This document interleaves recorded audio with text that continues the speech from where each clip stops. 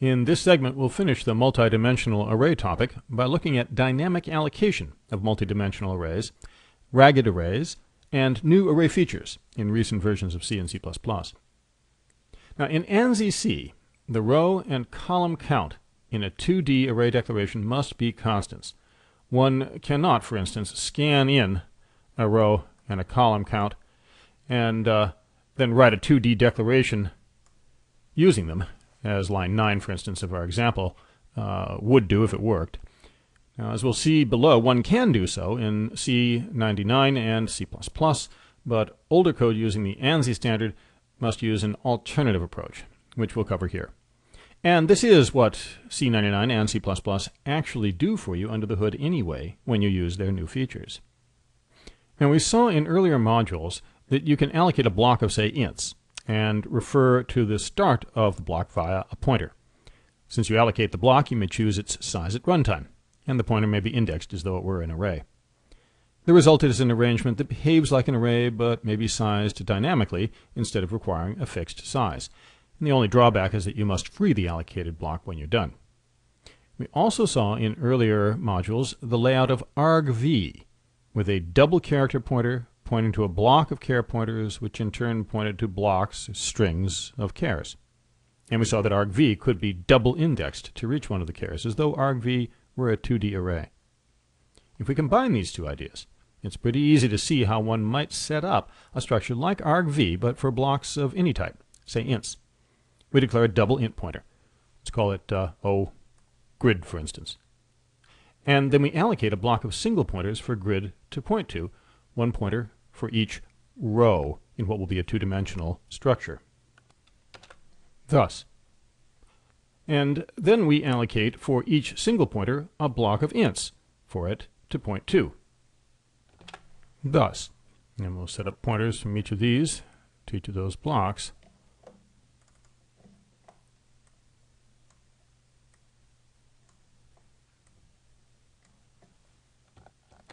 Now, we're not going to add an extra null pointer the way argv does. All the int blocks also are the same length, but otherwise the result would look a lot like the argv arrangement and would be double indexable, like a 2D array. Now, our diagram assumes that 4 and 7 were entered for rows and cols, but of course any row or column count would be possible since the blocks are all dynamically allocated. And that brings us to question 1. Write a 3-line block of code, and it will include one loop, that will point grid to an arrangement like the diagram here. Start with the pointer block, and then build a loop to make the row blocks. And returning from the pause, and coming back from a pause, the code here would do the job. Notice I used malloc to allocate the pointer block. I'm going to initialize it in the loop anyway, so I don't need to initialize it in the allocation, but I did use calloc when I initialized each or created each of the row blocks because I do want to get them zeroed out. Now, once this is set up, then code like lines 13 through 19 in our example here will work just fine, treating grid as though it were a 2D array. Both index operations are pointer indexes, not array indexes, but the syntax is the same. Now, question 2. The price of any dynamic allocation is the need to free the storage when you're done with it. So, write 3 lines that free the grid storage.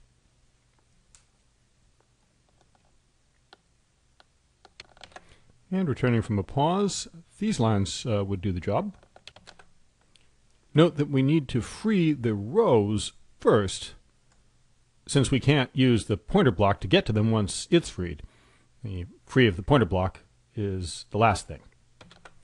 Now, the rows of grid over here are all the same length, as we mentioned, but some applications work most efficiently with varying length rows.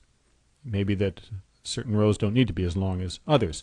A fixed two-dimensional array can't offer that option, but a dynamic two-dimensional array can. And briefly, question 3, say we need the rows of grid to be progressively longer, with the first row having just one element, and each successive row being one longer than the prior row. Make one small change to the answer 1 code, to do this?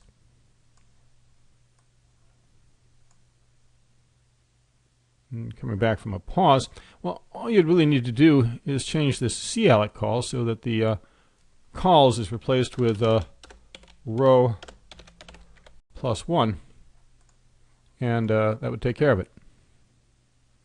Now, a 2D array with varying length rows of any size is called a ragged array. When you create one, you're responsible for indexing each row within its bounds. The language won't check.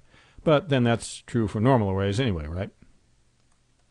Now, the dynamic allocation approach can be extended even further to an arbitrary number of dimensions, if you can stand the level of pointers needed to do it.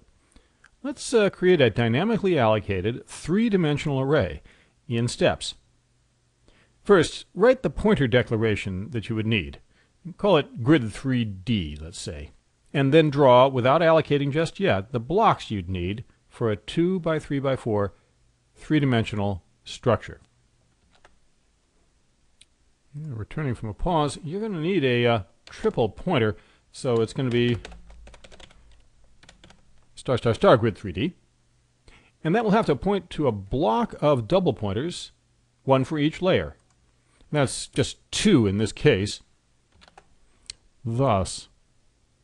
But each of the layer double pointers in turn points to an entire structure like what we did for grid. Sort of like that, with the pointer values filled in.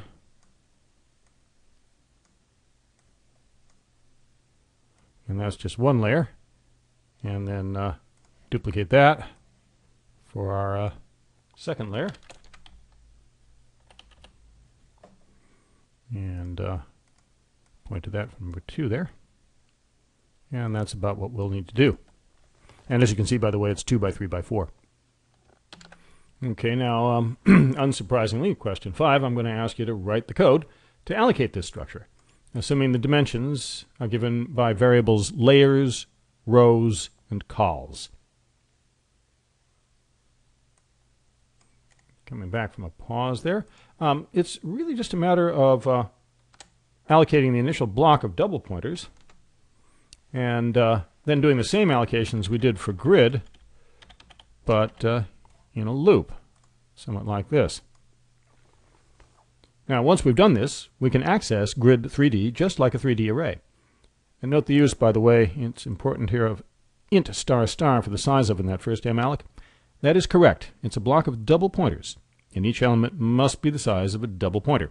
Now, it's easy to get a little sloppy about this and use size of int star instead. Pointers are all the same size anyway, right? That's bad form. Don't do it. At best, it might confuse your reader as to your intent, and at worst, some obscure future case where double and single pointers have different sizes will cause your code to bomb a decade from now. Question 6, unsurprisingly, you also have to free all of this. So what are you going to do to free it? Write the code for that. Make a little space here.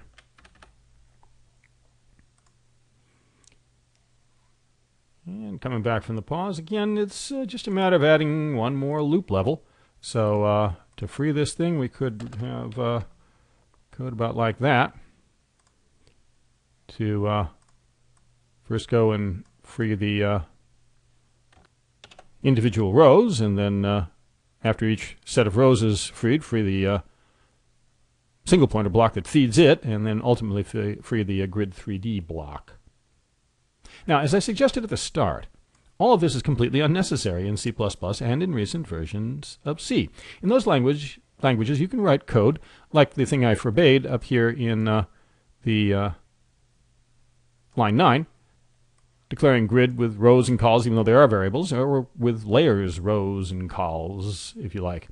And then you can just use grid and grid 3D as 2D and 3D arrays, respectively. But understand what's going on behind the scenes. They're still actually just pointers to allocated blocks.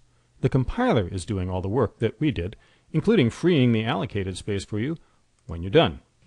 And if you're working with an older code base, or if you want a ragged array, you still have to hand build and hand free the allocated blocks. Note, all this also necessarily leads to another feature of C99 and of C++. You can declare variables in the middle of other code instead of just at the start of a braced block of code. You need this in order to, for instance, enter the dimensions of a dynamic array before declaring it, as in the example that we're looking at here. Many modern languages have this feature, and some style sheets even require you to declare a variable immediately before its first use instead of at the top of a function. This puts the variable declaration nearer the place it's used, but makes it harder to find declarations within the code. It's a trade-off.